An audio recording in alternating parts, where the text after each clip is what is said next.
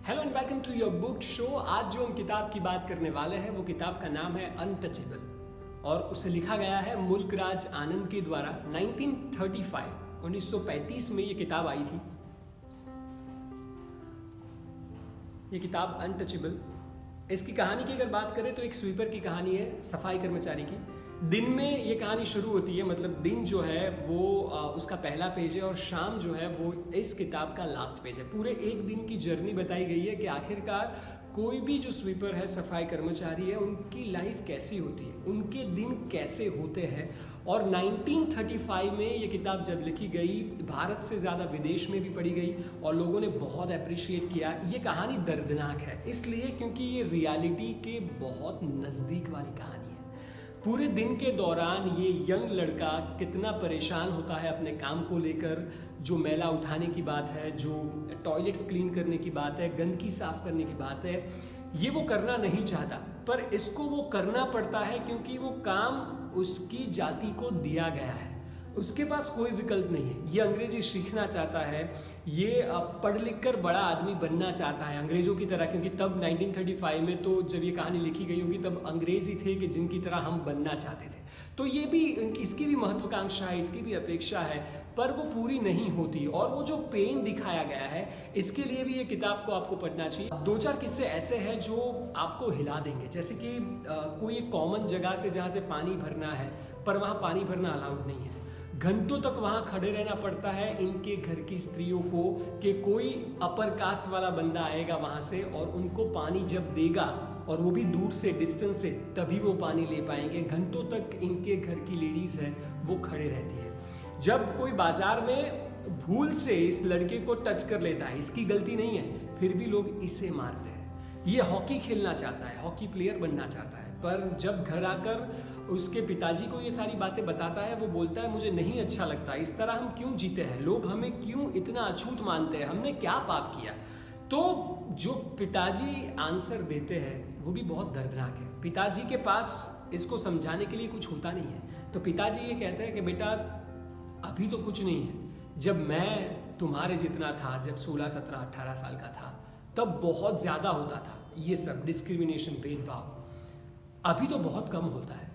ये दिलासा है, पर ये कितना दर्दनाक है। वो पिता ये जानते हुए भी कि उसका बेटा परेशान है, वो मजबूर है, वो बता नहीं पाता है, पर क्या करे नसीब, ये पीढ़ियों तक चलता आता है और यही काम उनको करना है। तो ये जो कहानी है वो अंदर से आपको हिला देने वाली कहानी है और इसलिए भी इसको पढ़ना चाहिए, क्योंकि अनफॉर्चुनेटली आज भी वाल्मीकि समाज जो है, जो डिस्क्रिमिनेशन के आधार पर ये काम करने पर मजबूर है।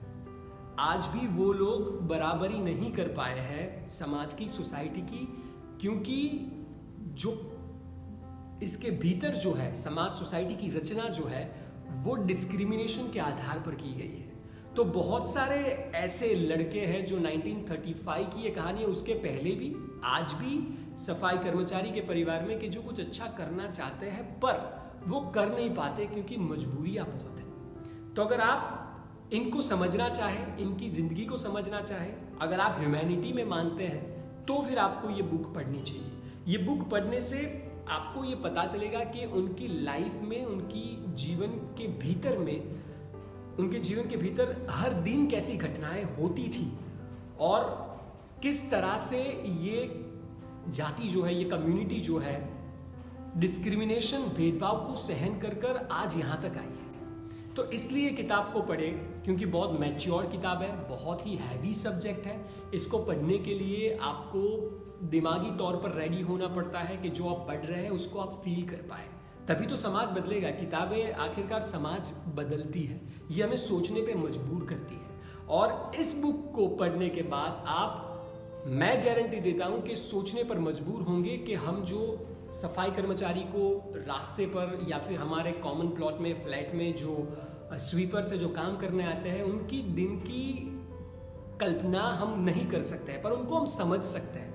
बहुत सारी चीज़ें मेरे दिमाग से क्लियर हुई, बहुत सारी चीज़ें मैंने भी सोची कि ये इनके साथ हमेशा से होता है, ये नहीं करना चाहता है जो ये कर रहे हैं, पर पीढ़ियों से चलता आ रहा है और उनको वही करना है। तो वो आज़ादी के पहले भी वही स्थिति थी और कहीं ना कहीं अनफॉर्चुनेटली आज भी वही स्थिति है। तो अगर इनकी लाइफ को आप बेहतर समझना चाहते हैं तो आप अनटचेबल पढ़ सकते हैं। 200 रुपये की इसकी प्राइस है। और जो पेजेस की मैं बात कर रहा हूँ, क्योंकि जो बिगिनर होता है या फिर जो लोग ऐसे सब्जेक्ट में देखते हैं कि कितनी बड़ी ये किताब है, तो उनके लिए मैं बता दूं कि सिर्फ और सिर्फ 148 पेजेस की ये कहानी है। तो अगर आपके पास नहीं है तो आप इसको कहीं से भी, आपके दोस्त के पास हो या फिर कहीं बुक स्टोर में देख ले, तो आप इसको जरूर पिक कर सकते हैं। जब भी समय मिले ऐसी किताबें पढ़ें ताकि आप वास्तविकता को जान सकें।